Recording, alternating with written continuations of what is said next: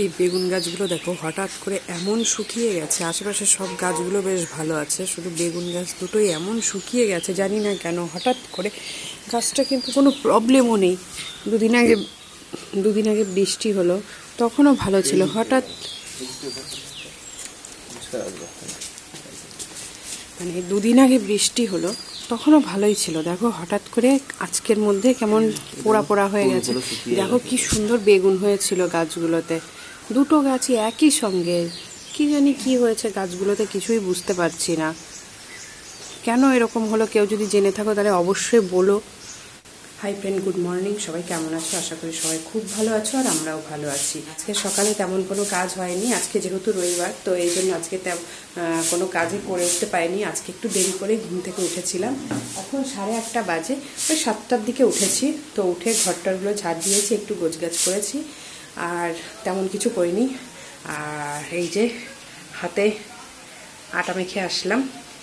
তোমাদের দাদাভাই বললো আছে একটু লুচি খাবে আর আলুর তরকারি করব। আর তোমাদের দাদাভাই এদিকে কি করছে চলো দেখাচ্ছি।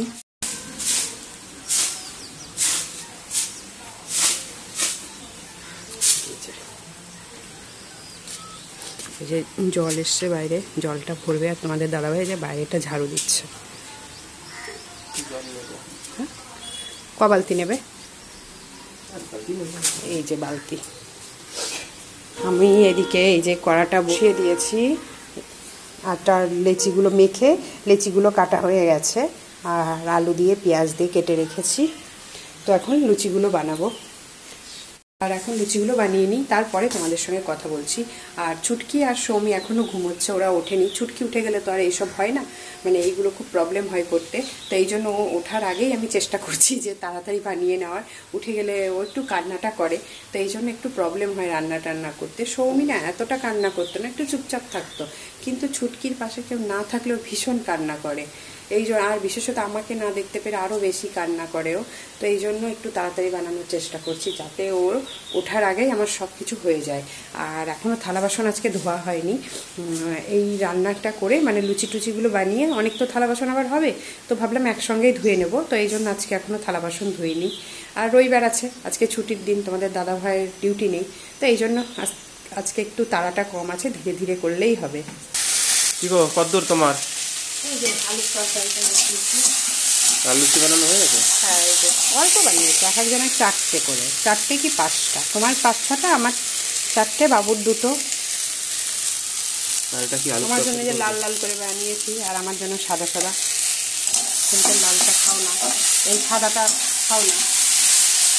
আর আলু, পেঁয়াজ, টমেটো, কাঁচা লঙ্কা, একদম প্লেন, 5 করে ফোড়ন দিয়ে একদম প্লেন তরকারি। এই একটু জল দিয়ে ঢাকা দিয়ে দেবো, একটু টমেটো দেবো, একটু নাড়া দাও। আর এই যে ছুটকি সোনা উঠে গেছে, আমার বাবাটা উঠে গেছে, আমার বাবাটা, বাবা আমার বাবার না তুমি, আমার বাবাটা উঠে গেছে। আর তোমাদের দাদাভাই স্নান করছে, স্নান করে কে ধরবে।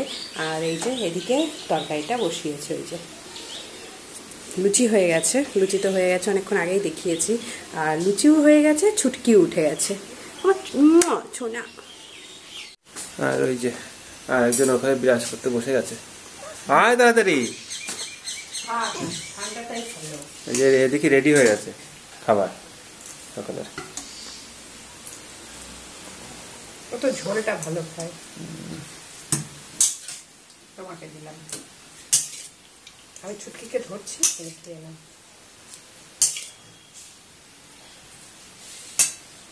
লুচি এখান থেকে নিয়ে নাও,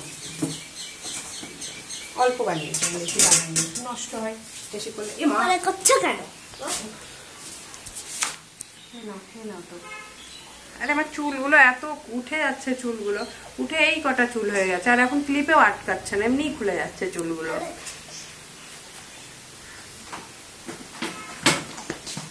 এই দেখো কি করছে দিদিলা, ওই দেখো।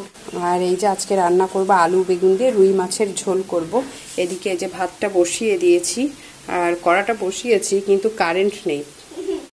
আর তোমাদের দাদাভাইয়ের অফিস থেকে একটু ফোন করলো, তো এই জন্য তোমাদের দাদাভাই চলে গেল। আর এদিকে ছুটকি উঠে পড়েছে, মানে ওকে স্নান করিয়ে খাইয়ে দাইয়ে ঘুম পাড়িয়ে দিয়েছিলাম, ঠিক 5 মিনিট ঘুমিয়েছে, তারপরে উঠে পড়েছে।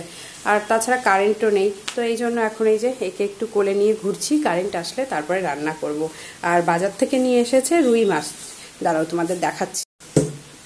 আর এই যে বাজার থেকে অল্প রুই মাছ নিয়ে এসেছে। সৌমি একটু মাছের মুড়ো খাবে, ও মাছটা ঠিক পছন্দ না।